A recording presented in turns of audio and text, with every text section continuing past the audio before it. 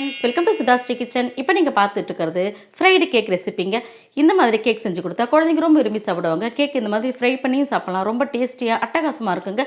இதே மாதிரி ஒரே மாதிரி கேக்கு நமக்கு இந்த மாதிரி நல்லா சாஃப்டாக கிடைக்கிறதுக்கு ஒரு சின்ன மெத்தட் இதில் ஃபாலோ பண்ணியிருக்கேங்க. நீங்கள் வீடியோ ஸ்கிப் பண்ணாமல் பார்த்தீங்கன்னா அது எப்படி செய்யுது அப்படின்னு பார்க்கலாங்க. இந்த டேஸ்டியான கேக் ரெசிபி எப்படி செய்யுது அப்படின்னு வீடியோக்குள்ளே போய் பார்க்கலாமா? இப்போ ஒரு பவுல் எடுத்துக்கலாம். பால் அரை கப்பு சேர்த்துக்கிறாங்க. தயிர் ஒரு அரை கப்பு சேர்த்துக்கலாம். சர்க்கரை ஒரு 1/4 கப்பு சேர்த்துக்கலாம்.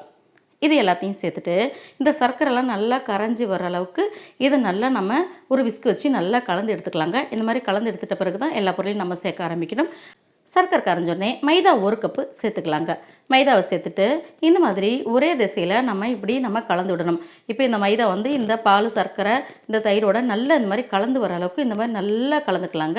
இந்த மாதிரி நல்லா கலந்த பிறகு அடுத்தது நம்ம ஒரு தட்டு வச்சு இதை மூடிடலாம். இந்த மாதிரி மூடிட்டு ஒரு 10 நிமிஷம் கழித்து நம்ம மறுபடியும் திறந்து பார்க்கலாம். இப்போ திறந்து பார்த்தோம்னா நம்மளுடைய மாவு முதலை விட இப்போ கொஞ்சம் கெட்டியான பதத்துக்கு வந்திருக்கு.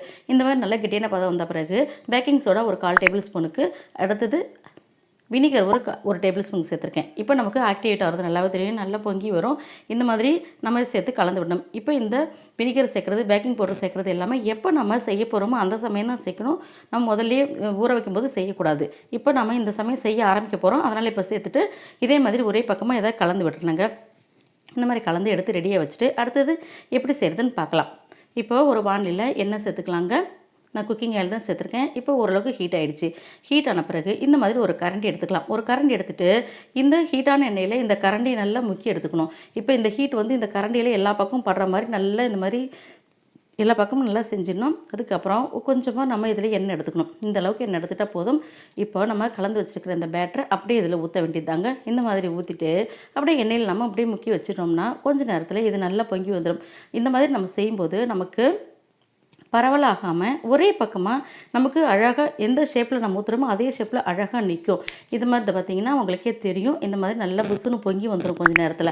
இந்த மாதிரி எண்ணெயை கொஞ்சம் கொஞ்சமாக அப்படியே ஊற்றிட்டு அப்படியே அதிலே நம்ம கொஞ்சம் நேரம் வச்சுருக்கணும். இப்போ பார்த்திங்கன்னா எப்படி அழகாக வந்திருக்குன்னு இந்த மாதிரி வரும்போது ஃபஸ்ட் டைம் நம்ம செய்யும்போது மட்டும் லைட்டாக ஒரு ஸ்பூன் வச்சு இந்த மாதிரி நம்ம எடுத்து விட்டால் போதும். அடுத்தடுத்தது அதுவும் அழகாக விழுந்துடும். நமக்கு ஃபஸ்ட் டைம் மட்டும் இப்படி தேவைப்படும் செய்கிறதுக்கு.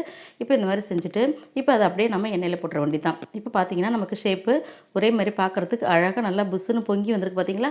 இந்த மாதிரி இருக்கும். அடுத்தது இன்னும் கொஞ்சம் எண்ணெய் அதே மாதிரி எடுத்துக்கலாங்க. மறுபடியும் நம்ம கலந்து வச்சுருக்கிற இந்த கேக் பேட்டரை இதில் ஊற்றிடலாம். ஊற்றிட்டு மறுபடியும் இப்படியே வச்சிடலாம்.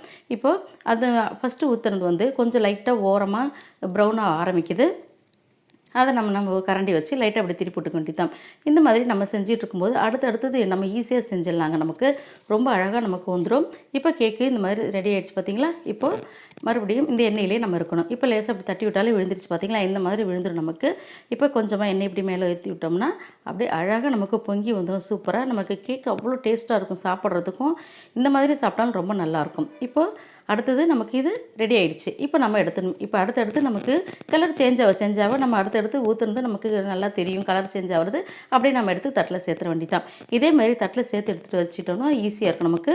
அடுத்தடுத்து இதே மாதிரி ஊற்றிக்க வேண்டியதான். இந்த ஹீட்டான எண்ணெயில் ஊற்றினா ரொம்ப சூப்பராக நமக்கு அழகாக இந்த மாதிரி புஸ்ஸுன்னு பொங்கி வர்ற மாதிரி ஒரு கேக் ரெசிபி குழந்தைங்களுக்கு பிடிச்ச மாதிரி நம்ம இந்த மாதிரி செஞ்சு கொடுக்கலாங்க. எண்ணெயெல்லாம் உடச்சிட்டு மறுபடியும் இது எல்லாத்தையும் தட்டில் சேர்த்துக்கலாம். இப்போ அடுத்த பேட்ச் நான் இந்த மாதிரி ஒரு 5 இருக்கிற மாதிரி ஊற்றிருக்கேன். பார்த்தீங்கன்னா ஒவ்வொன்றும் ஒவ்வொரு கலருக்கு அப்படியே லைனாக நமக்கு தெரியும். எது அடுத்தடுத்து ஊற்றிருக்கும் அப்படின்னு தெரியும். அட்டகாசமான இந்த கேக் ரெசிபி உங்களுக்கு பிடிச்சிருந்துச்சுன்னா சுதாஸ்ரீ கிச்சனுக்கு சப்ஸ்கிரைப் பண்ணுங்கள். ஃப்ரெண்ட்ஸ் ரிலேட்டிவ்க்கு ஷேர் பண்ணுங்கள், லைக் பண்ணுங்கள், கமெண்ட் பண்ணுங்கள். ஆரோக்கியமானதையும் சமைப்போம், ஆனந்தமாக இருப்போம். தேங்க்யூ.